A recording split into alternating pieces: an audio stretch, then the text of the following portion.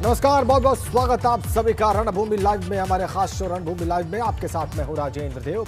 UP चुनाव में 7वें और अंतिम चरण के मतदान के लिए आज अंतिम प्रचार युद्ध है और ये हम आपको लगातार बता रहे हैं कि कितना वक्त बाकी है। सुबह के 11 बज चुके हैं, ठीक 7 घंटे बाद प्रचार युद्ध बंद हो जाएगा और अंतिम चरण में यूपी में 9 जिलों की 54 सीटों पर सभी पार्टियां पूरी ताकत झोंकते हुए दिखाई दे रही हैं। और इस माह कवरेज में लगातार मेरे साथ बनी हुई हैं गुंजन दीक्षित, मेरी सहयोगी। गुंजन।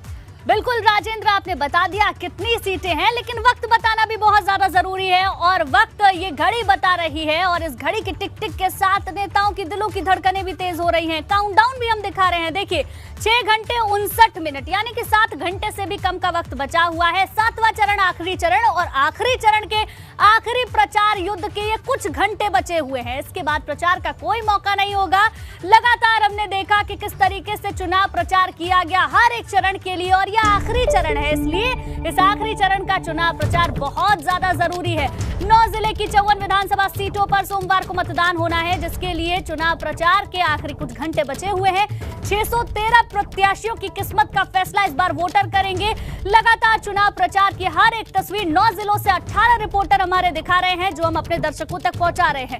काउंटडाउन भी लगातार दिखा रहे हैं, क्योंकि शाम 6 बजे प्रचार पूरी तरीके से थम जाएगा। उसके बाद किसी के पास कोई मौका नहीं होगा। 613 प्रत्याशी हैं, जिनकी किस्मत का फैसला इस बार 7वें चरण में होना है।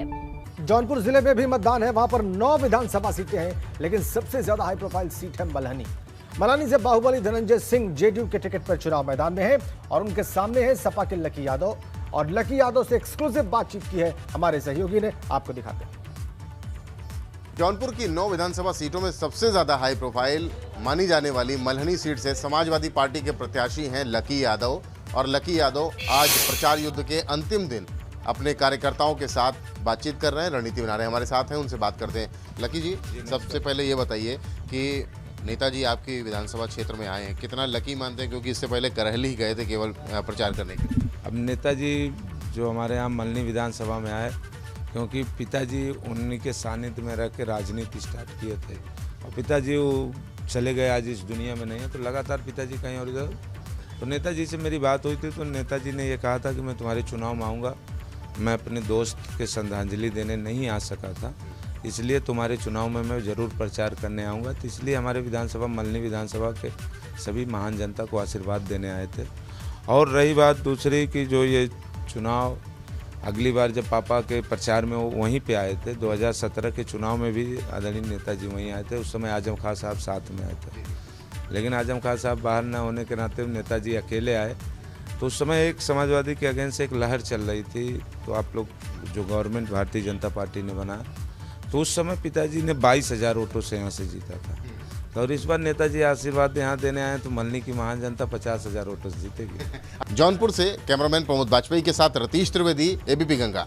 सपा गठबंधन के प्रत्याशी हैं लकी यादव, उनको आपने सुना। 7वें चरण के प्रचार युद्ध की हर एक तस्वीर लगातार हम आपको दिखा रहे हैं, काउंटडाउन लगातार आपको दिखा रहे हैं। लेकिन बड़ी खबर भी आपको बता दें, अयोध्या से खबर है, जहां पीडब्ल्यूडी के जेई अजय शुक्ला को निलंबित कर दिया गया है। डीएम के आवास के बोर्ड का रंग बदलने पर निलंबित किया गया है। भगवा बोर्ड रंग बदल कर हरा किया गया था, बाद में हरे रंग से बदलकर इसे लाल रंग कर दिया गया। आप तस्वीरों में भी देख सकते हैं और इसको लेकर अब कार्रवाई की गई है। पीडब्ल्यूडी के जेई अजय शुक्ला को निलंबित कर दिया गया है।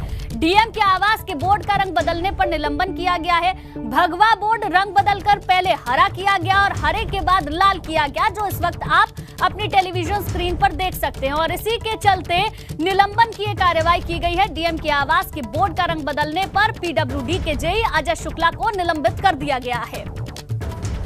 तो अयोध्या से ये बड़ी खबर आपको बता दें, डीएम के आवास के बोर्ड का रंग बदला गया और एक बार नहीं 2 बार ये रंग बदला गया। पहले भगवा रंग था, भगवा के बाद हरा हुआ और हरे के बाद अब ये रंग लाल हो गया, जिसके बाद अब ये कार्रवाई की गई है।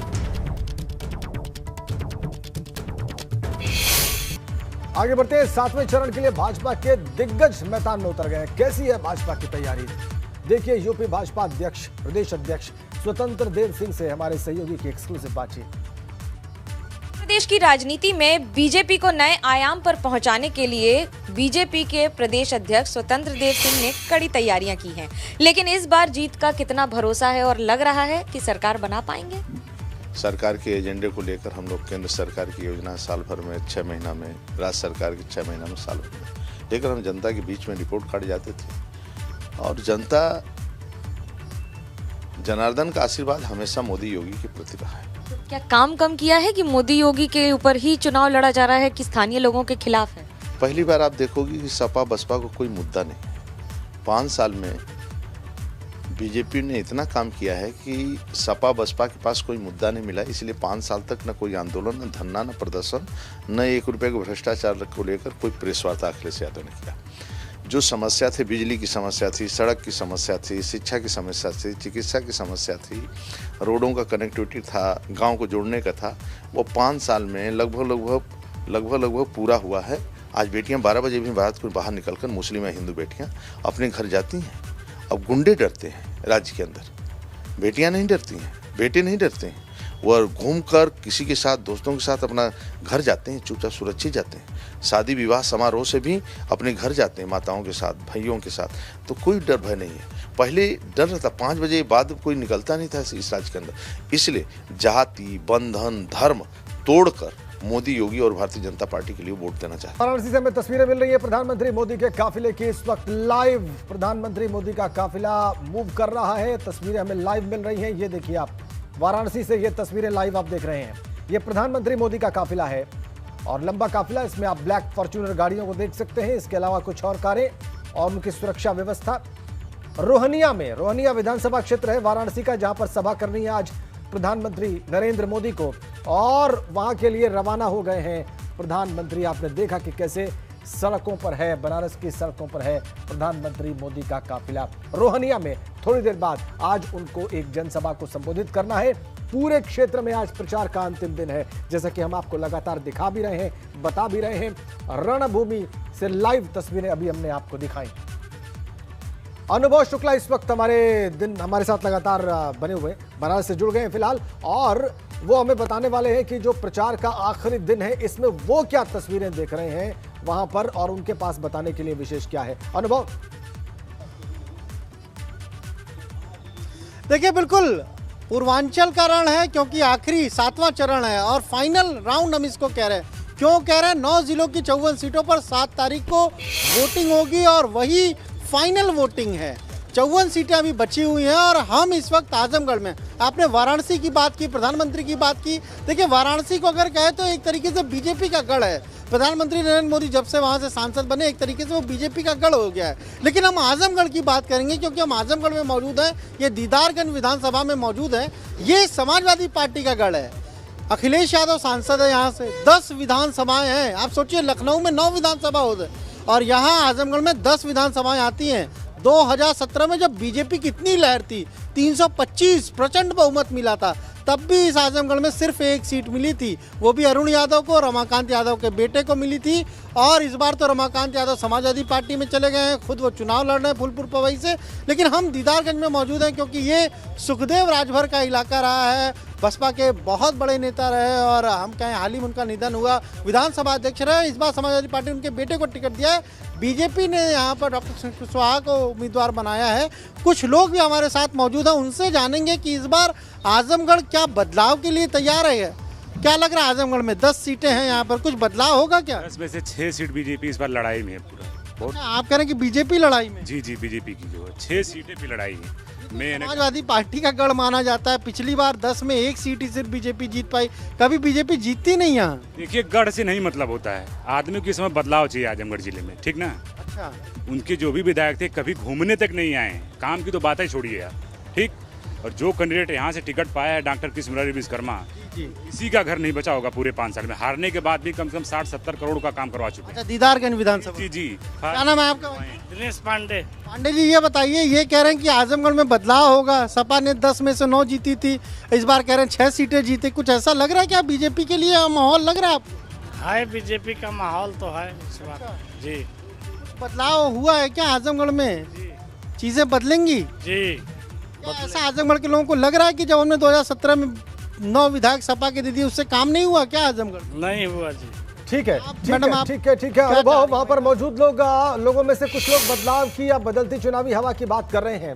अब ये तो जो 7 तारीख को मतदान होगा और 10 तारीख को जो परिणाम आएंगे उसमें साफ हो जाएगा। मिर्जापुर का, जहां से मोहम्मद मोइन हमारे सहयोगी हमारे साथ बने हुए हैं, तमाम और सहयोगी हैं, लेकिन मिर्जापुर में क्या है तस्वीरें चुनाव प्रचार की आज, वो जानने के लिए सीधे रुख करते हैं मोइन का।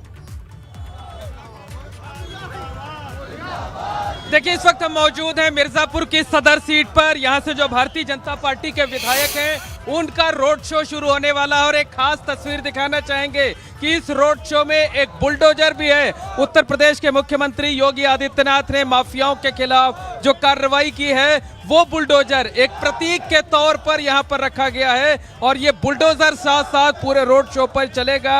अब से कुछ देर के बाद रोड शो शुरू होगा और तमाम समर्थक यहाँ जुटने शुरू हो गए हैं और इस रोड शो का खास आकर्षण ये बुलडोजर होगा। इस बुलडोजर पर तमाम भाजपा कार्यकर्ता चढ़े हुए हैं, भारतीय जनता पार्टी के झंडे लहरा रहे हैं, लगातार नारेबाजी की जा रही है। तो ये बुलडोजर रोड शो का आकर्षण होगा। तमाम लोग मौजूद हैं, उनसे बात करते हैं। बताइए, ये जो बुलडोजर रोड शो में रखा गया है इसके जरिए क्या संदेश देने की कोशिश? देखिए, इसके जरिए एक ही संकेत देने का जरूरत है कि उत्तर प्रदेश बाबा बुलडोजर बाबा आ रहे हैं। योगी बाबा प्रचंड बहुमत के साथ अखंड सरकार बन रही है उत्तर प्रदेश। तो योगी बाबा कहेंगे या बुलडोजर बाबा कहेंगे? अब चाहे योगी बाबा कहिए चाहे बुलडोजर बाबा क्या कहेंगे आप? योगी बाबा जिंदाबाद। योगी बाबा या बुलडोजर बाबा। और देखिए, ये विधायक जी आगे हैं, विधायक जी से हम बात करेंगे। विधायक जी, बताइए, आप लाइव चल रहे हैं बीपी गंगा पर और ये बताइए, ये बुलडोजर आपने रखा है, क्या संदेश देना,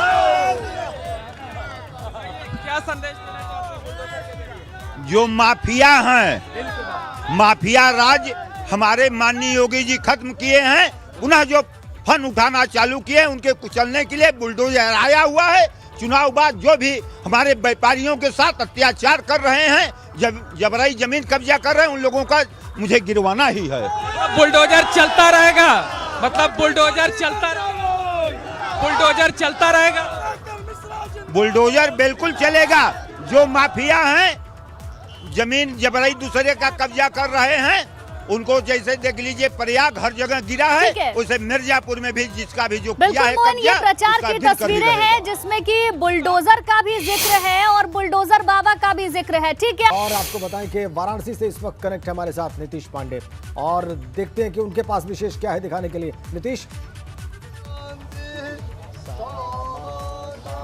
राजेंद्र जी, इस वक्त मैं घाट पर हूं और घाट पर पूरी तरह से चुनावी रंग है और चंदन लगा हुआ मेरे माथे पर भी है और ये देखिए यहाँ पर राम भरत पांडे जी हैं और सबको चंदन लगा रहे हैं, चुनावी चंदन है ये। और यहाँ पर जो भी पहुँचता है वो चंदन लगाकर एकदम मस्त हो जाता है। और आज चूंकि काशी में चुनाव प्रचार का आखिरी दिन है, प्रियंका गांधी वाड्रा का रोड शो भी है और अखिलेश यादव यहाँ पर पहुँचकर बाबा काल भैरव के दरबार में हाजिरी लगा दिए, कल प्रधानमंत्री बाबा विश्वनाथ के दरबार में हाजिरी लगा दे रहे हैं। तो अब मंदिर मंदिर पहुंच रहे हैं नेता, लेकिन आशीर्वाद किसको मिलेगा ये यहाँ के जो घाट के पंडे हैं वो बता देंगे। क्या भरत जी? जी बाबू जी, क्या माहौल है, क्या चल रहा है यहाँ पे? तो माहौल ऐसा है इलेक्शन का कि हम आज अंतिम चरण में प्रचार आखिरी होने से यहाँ पे भक्तों का इतना उत्साह है कि मैं क्या कहूँ। भक्तों का उत्साह है, आपका उत्साह हम जानना चाहते हैं। चुनाव को लेकर क्या है, क्या चल रहा है? इतना माहौल बढ़िया है कि ऐसा चुनाव लगता है कि मैंने कभी इतनी उम्र में देखा ही नहीं। हाँ, तो मुद्दा क्या है इस बार? कमल के ही निशान है जो हमारे घांगा। चलिए, कुछ युवा भी। हाँ, आप भी ड्यूटी पे आए हुए हैं? जी, ड्यूटी पे आए हैं तो ड्यूटी अच्छी करें, ये तो हमारी शुभकामनाएं हैं। लेकिन ये युवा हैं जो बाहर से आए हुए हैं, क्या लगा? पूरा नेता लग रहा है, एकदम राजनीति चरम पे। नहीं, सब लोग बहुत अच्छा घूम रहे हो। हर हर महादेव का कैसे उद्घोष करते हो? हर हर महादेव, ये हर हर महादेव का उद्घोष करते हैं। और जो यहाँ के पुरोहित हैं उनसे बातचीत हम करेंगे और जानेंगे कि यहाँ का जो चुनाव है वो किन मुद्दों पर लड़ा जा रहा है। चूंकि विकास की बड़ी बड़ी बातें हुई और विकास की बातों के साथ जो घाट के पुरोहित हैं उन्हें क्या मिला, आप बताइए। जो चुनाव है किन मुद्दों पर लड़ा जा रहा है, नेता द्वार द्वार पहुँच रहे हैं और आज आखिरी दिन प्रचार का। जी, ऐसा है कि हर एक क्षेत्र का एक अलग ही आनंद है। मतलब कि हर पक्ष और जो हर पार्टी जो है अपने अनुसार उसमें लगी ठीक है हुई है नीतीश। और जिस हिसाब से ठीक हवा है है नीतीश, उस सबके हिसाब अपने से अपने तो विचार हैं, लेकिन उत्साह सब जगह जाहिर है, नुमाया है, साफ साफ दिख रहा है।